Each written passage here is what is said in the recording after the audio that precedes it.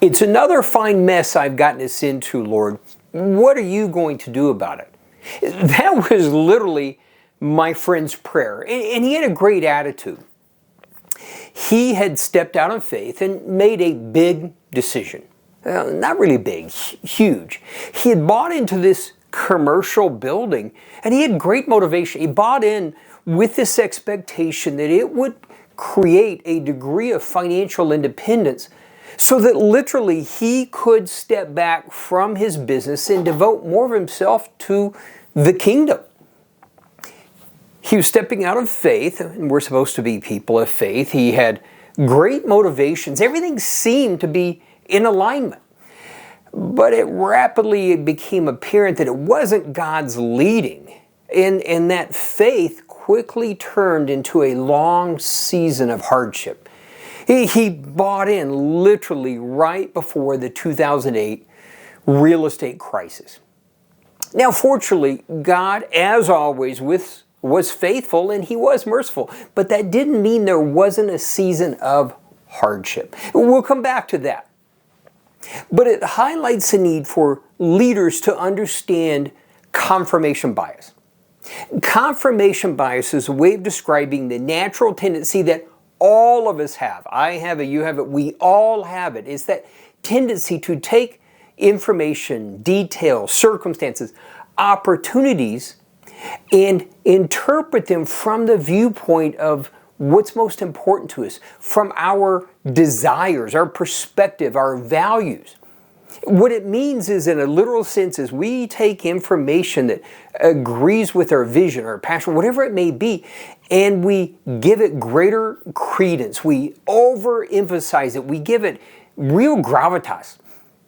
And things that might disagree with us, red flags even, we have a tendency to minimize those.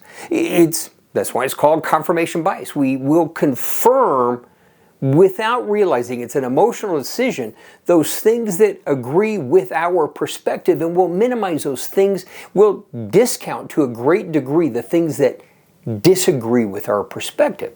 Now, why this is important is it can take us quickly that fine line between faith and frustration. We are to be a people of faith, and especially as leaders.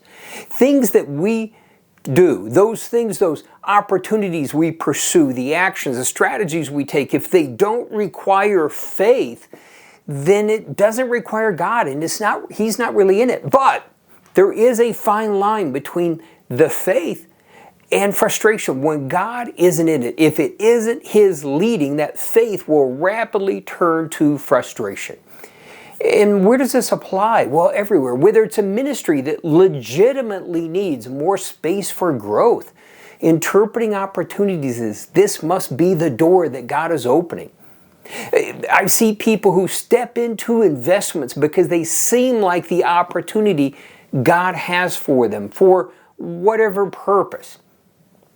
It's a tendency we all have, and we need to recognize it so we can correctly interpret what God has for us. Going back to my friend, it was a long season of hardship, and we see that so often with organizations, people who make these decisions. God is faithful.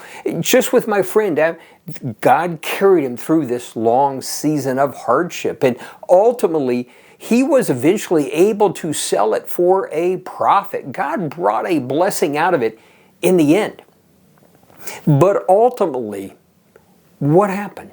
He saw an opportunity, and confirmation bias caused him to overemphasize things that seem like, yes, this is God. It's going to create financial independence, and to ignore the red flags, even some of those wise counselors, some like myself who were starting to say, I'm not sure that God is in this. To overemphasize that information that agrees and minimize that. So how do we respond? Well, it would be great to have a checklist that gave us that absolute certainty.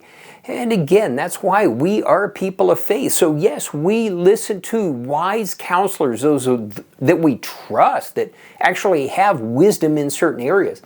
But ultimately, it highlights that need to be led by the Holy Spirit in applying faith to actually hearing from the Holy Spirit. And as always, God is faithful. He's merciful. When we make those wrong decisions, He will carry us through. But as much as we can, we would love to minimize the frustration and focus on the faith. But when we do make that wrong decision, going back to my friend's great attitude, Lord, it's another fine mess I've gotten us into. What are you going to do about it?